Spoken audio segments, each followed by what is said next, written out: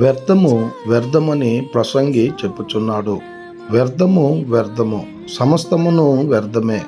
ప్రసంగి 1 అధ్యాయం 2వ వచనం. ప్రియమైనటువంటి దేవుని బిడ్డలారా, ఈ ఉదయకాల సమయంలో ఈ లోకములో ఎంత ఆస్తి మనం సమకూర్చుకున్నా, ఎంత ఉన్నతమైనటువంటి స్థానములో ఉన్నా, ఎన్ని చదువులు చదువుకున్నా అవన్నీ కూడా ఏదో ఒక రోజుకి వ్యర్థముగా ఈ భూలోకంలో వదిలిపెట్టి నీ ప్రాణము విడవవలసిందే.